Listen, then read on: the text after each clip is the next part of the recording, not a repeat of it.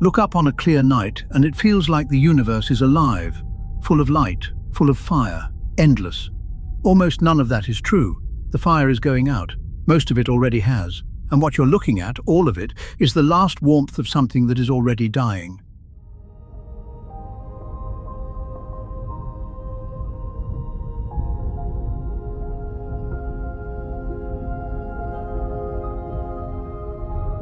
We tend to think the universe is still being built, that somewhere out there, new stars are catching light and the cosmos is only getting brighter.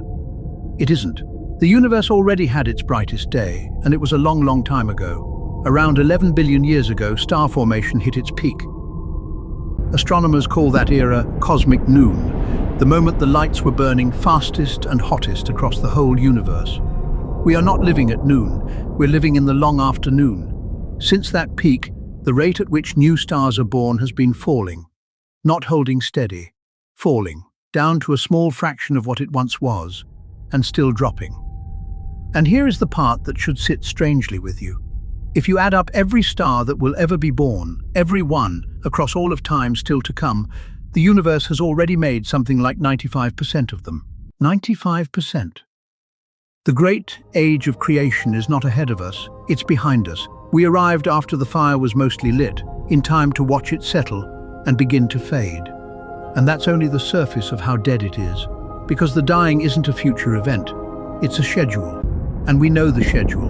Right now, we live in what's called the stelliferous era, the age of stars, the age of light. To us, it feels like the permanent condition of the universe, because it's the only one we've ever known. Stars overhead, warmth, day and night. But it's a phase, and it ends. The bright, massive stars die fast, in millions of years. The smaller, colder stars last longer. The very smallest, the red dwarfs, will burn slow and dim for as long as they can. And when the last of them finally goes cold, somewhere around 100 trillion years from now, the age of light is simply over. No new stars, no way to make them. The fuel is gone. That's not the end of the universe. That's just the end of the part with stars in it. After the stars comes the degenerate era, a universe lit only by corpses, the cooling husks of dead stars, white dwarfs fading to black, neutron stars. No sunrises, just slowly dimming remnants, adrift in the cold, for an unthinkable stretch of time, until even they come apart and dissolve.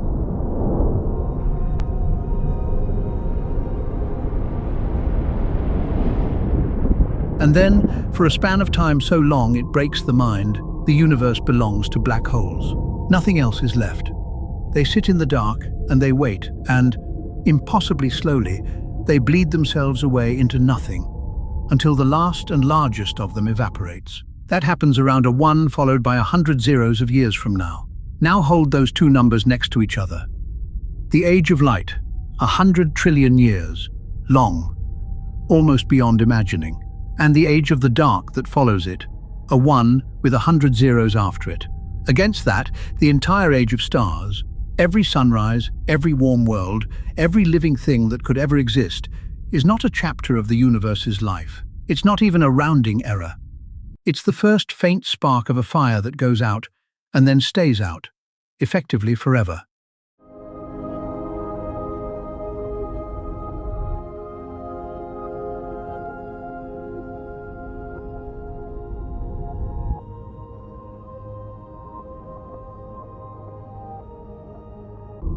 We don't live in the universe's story. We live in its opening instant, the brief flash before the almost endless night. And it's worse than the lights just going out. The universe is also, quietly, deleting the evidence that any of it was ever here. Space is expanding, and that expansion is speeding up. The distant galaxies aren't just far away, they're racing away from us, faster and faster, and the most distant ones are already receding faster than their light can ever reach us again. They are, in every way that matters, already gone.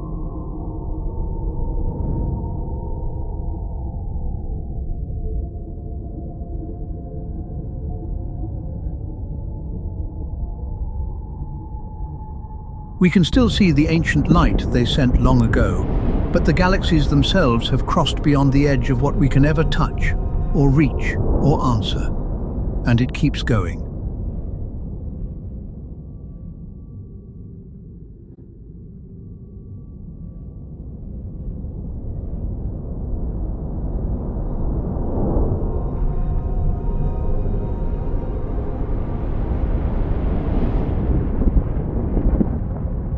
Given enough time, every galaxy outside our own small neighborhood will slip past that edge and vanish from the sky entirely. Imagine something looking up in that far future. It would see one lonely island of stars in a perfectly black, perfectly empty sky. No other galaxies, no evidence the rest of the universe ever existed. The whole grand cosmos, erased from view, as if it had never been there at all. Most of the universe isn't just dying. Most of it is already beyond our reach, already lost. So here is the truth we started with, said plainly. The natural state of the universe is not light, it's dark. Not warmth, cold, not life, nothing. That is what it is, for almost all of time. That is the rule. The stars, the warmth, the worlds. You. Everything you have ever loved or feared or seen, all of it is the exception. A brief, improbable flicker of light at the very beginning of an almost eternal dark. A dawn so short that, measured against everything that comes after, it may as well not happen at all.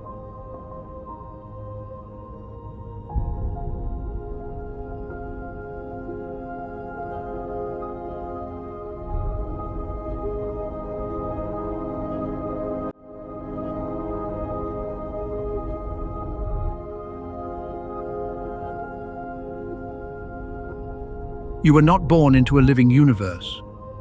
You were born into the last warmth of its dawn, and you are lucky enough, in the narrowest sliver of all of time, to be here while there is still light to see by.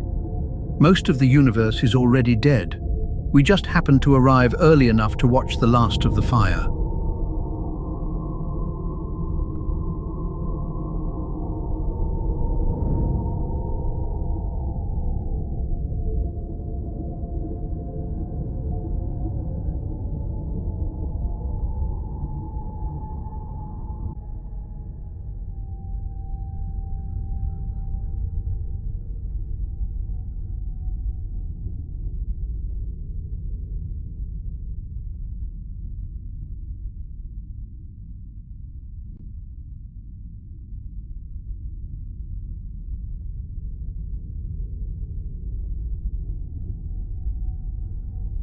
If you want to keep staring into the dark with me, subscribe and follow the light while it lasts.